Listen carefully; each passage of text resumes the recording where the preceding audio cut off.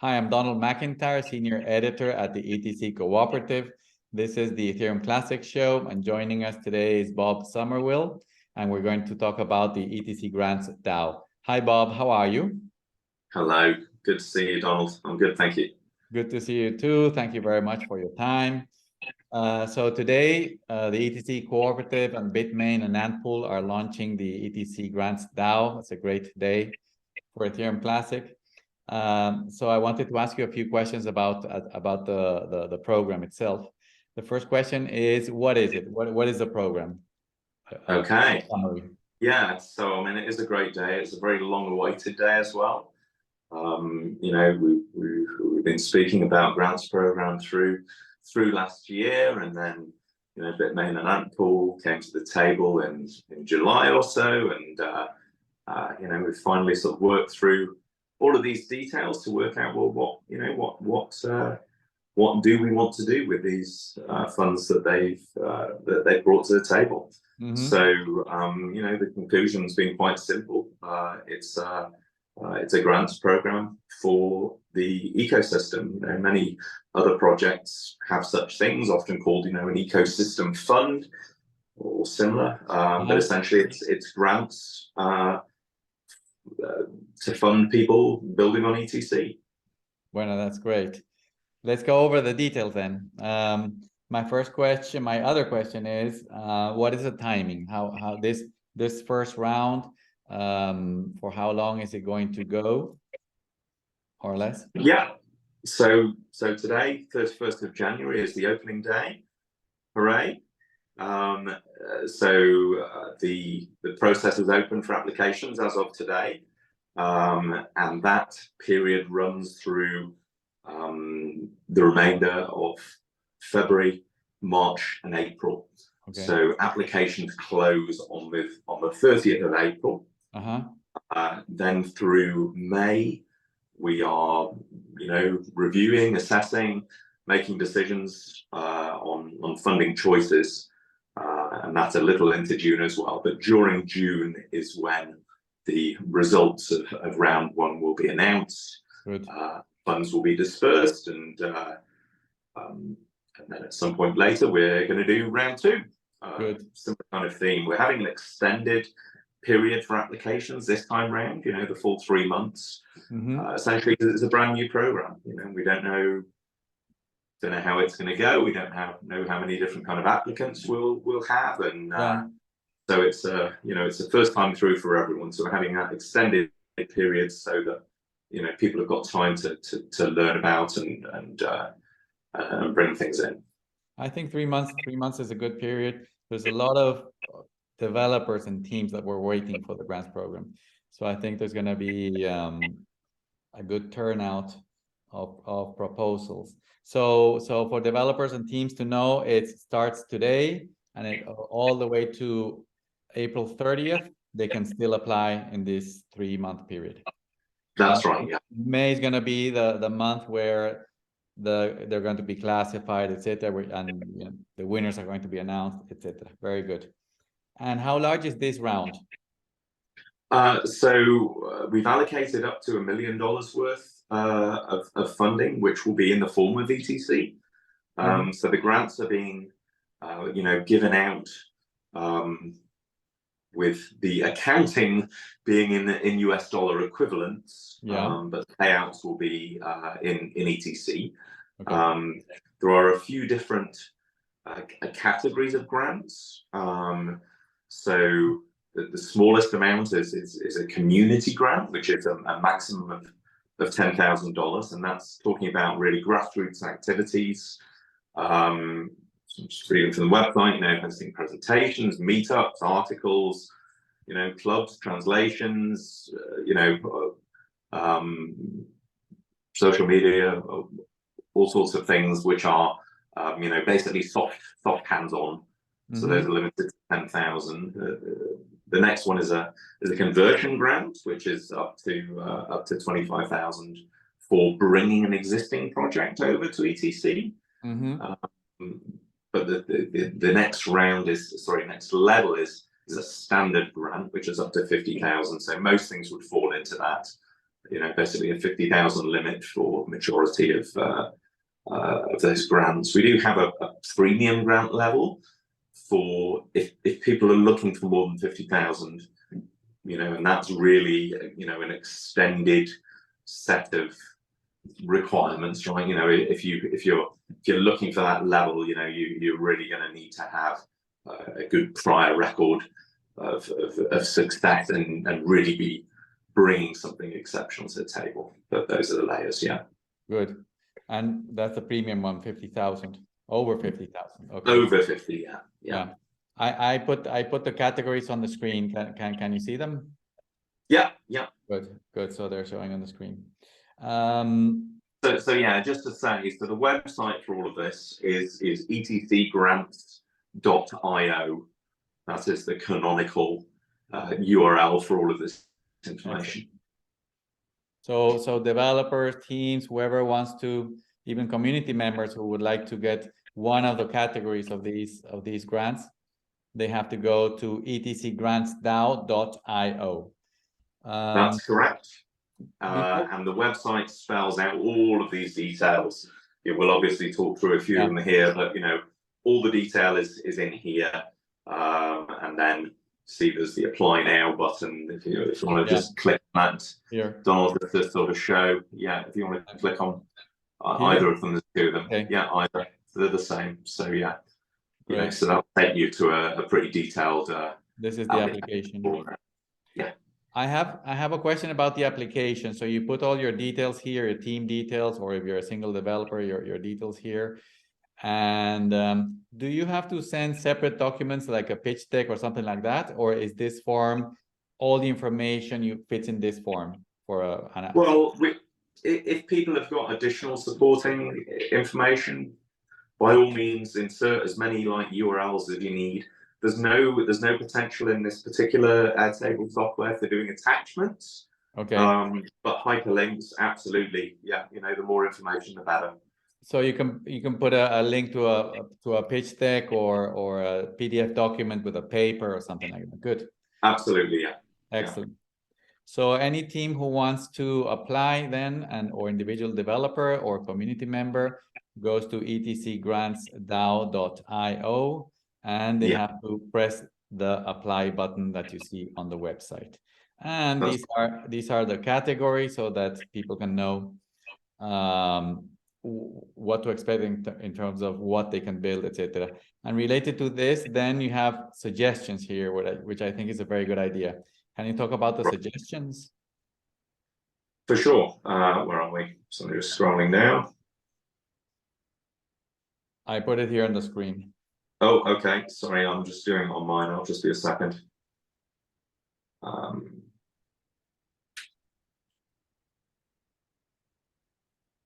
Right. So yeah, I mean, the other thing to say is, these are just suggestions. They're not fixed firm categories. They're just ideas of things which are likely to be, very well received. so yeah, what we've got listed here is native stablecoins. I mean, I think that's like the #1 missing thing we have on ETC. Is any kind of native stablecoin solution. We have bridge stablecoins, which are better than nothing, but really having something native would be knockout. So yeah, lending protocols, that's another key piece of DeFi building block is the ability to to earn some yield on your funds to stake or what have you. The third, unique and compelling ETC only dApps, and that's something that a couple of people had highlighted as maybe being important. Is that we can bring existing projects over to ETC. We can aim for kind of parity, but what can really make a particular ecosystem very special is if you have something which is only there. Something which is unique and special and only available on ETC, not necessarily because that's logically the only place that it can land. I think many projects could build on many chains, but if you have something which is a really compelling application that just is delivering good value, and that's only available on ETC. You know, that's a great draw. Good. So yeah, bridges and interoperability, you know, that's a recurring theme within the blockchain ecosystem. You know, there are many chains. We're not going to have one chain to rule them all. You know, there will be multiple chains, and there will be a need for bridging and interoperability. Atomic swaps, same kind of deal. And then the final one there is L2 scaling solutions. I'd say L2 there, because really the scope of the grants program is about the ecosystem layer. Mm-hmm. You know, we're not in need of proposals to change what ETC is. You know, we're not in need of suggestions of protocol changes. We're not really in need of infrastructure per se on that basic level. You know, we've got a block explorer, we've got endpoints, we've got wallets, there's plenty of exchange listings and so on. It's really that application layer that really needs the love. So scaling, sure, but we don't need that on the L1 level. So you know, perhaps that's something where again the conversion grants come in. Is, you know, there are many existing L2 projects on Ethereum, so perhaps some of those make sense with an ETC instance. I think that atomic swaps are very important for many reasons. The future of the blockchain industry is going to be more integrated between blockchains, so it's important for Bitcoin to flow from different blockchains through the different networks through atomic swaps, the money to flow from networks seamlessly. And also Novel NFT projects here is very important because NFTs are going to be used for property registries and things like that. And I think it's very good, the clarification for real world assets. That's very important. My next question then is to go over the process. No, teams are going to know, want to know the different steps of the process. I put it there on the screen. I see it has seven steps. I don't know if you want to describe them briefly. Sure. So I mean, you can see there's three main sort of chunks of time, which are really the call for proposals and grant application submissions. So you know, this is where we're in. We're in phase one. This period over 3 months, at least for this first round. And maybe future rounds go a bit faster, or we'll see. But yeah, so we're in this initial sort of grant submission phase. And then that middle phase with those 3 steps there is really about evaluation and decision making. The other thing to say in there is there's a phase there of due diligence and KYC AML requirements. So I mean, I know some people will not be happy with that. You know, will say, well, you know, isn't blockchain about personal privacy, and shouldn't, you know, anons be allowed to apply for grants? So, I mean, perhaps that can happen on other projects, but at least in our instance, the cooperative is an IRS reporting public charity, and, you know, we cannot send money to unknown entities. You know, we are subject to those kind of rules, and that's how it is. Okay. If you look at a lot of other grants programs, it's actually the same. But you know, perhaps there's one or two, like I know maybe on Monero, you know, it's all kind of anonish, but pretty much everyone else, you know, they're subject to these real world laws because we are legal entities living in the real world. So so that phase is only after decisions to approve, to be clear. So the application form itself, everything that you're filling in, you know, it won't require any of that personally identifying information.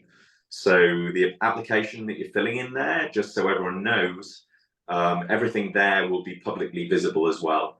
You know, on the website, there is a browse button there that lets you look at all of the existing applications for everyone else. Okay, you know, that was a really point. Yeah. So that's important. So that was a really important. That's a really important part of the process, because you know you need to see, well, what is everybody else proposing, and what what are people saying and how much they're asking for, and you really need that visibility to be able to calibrate your own expectations. But in terms of that initial application form, yeah, you need a name and an email address, but I mean that name could be an anon name even. Yeah. There's information in there of, well, hey, what have you done in the past? Prior work and proof of ability. I mean, that doesn't necessarily need to publicly point to public titles or anything from that. Obviously, if people have got a great history and they do not mind their names being visible, then yeah, that helps us more. But yeah, that KYC will only happen after we've come to a decision of yeah, this project is worthy of funding. And that stuff would not be happening in public either. Okay. So that would be outside of the public system. So a team that wishes to remain private in their names or use pseudonyms, they can apply actually with a team name or a pseudonym. And yes. There's not going to be any identification requirement unless they actually win. In that case, the ETC cooperative, because it's a United States-based charity, it has to require know your customer information. Yes, it's the law, but that is going to remain private anyway. Right, and it would actually be done through a third-party agency that does this sort of stuff. Good. We have no desire or intention to be like holding on to that personal information. Yeah. But yeah, that would be done, privately. So yeah, there is a provision there for people to access the funding in a way that would not necessarily dox them if they wish to remain private. And then the project itself, with the anonymous pseudonymous name, is going to be actually transparent for everybody to see. Right. And then you have the last step, which is a tracking of metrics and progress, and then a retrospective. Right. So at the time of the announcement of the results and so on, you'd also have the initial funding going out. Some projects, they would just have a single sum that they're getting paid out. Others perhaps have got milestones and phases. That's something else that you can specify on the form. Like, have you got a larger project with specific phases and milestones, or is it just a discrete piece of work? So yeah, at that time, you're going to have an announcement. Hey, here are all the grant winners, and our feedback on those and the amounts that are being paid, and so on, so everyone can see what these projects are. Then they're going to go and do their project. You're going to have at the end of it, you're going to have a sort of a wrap up and retrospective of saying, well, right, here you go, you've come to the end of the project that you're doing, or at least the end of our funding phase for that. Some projects maybe already, are already going, and the funding is for a particular feature on them, or it's just to get them started, or whatever kind of the deal is. At the end of that sort of funding phase, you're going to basically have a review and see, well, hey, did what we wanted get done? Yeah. Was it a good spend? Was it not a good? How did it work? And just sort of the information that can help, guide future rounds. To learn from how the things have gone. And I guess the other thing to say is that this final phase, people may be doing the development work on this for months to come.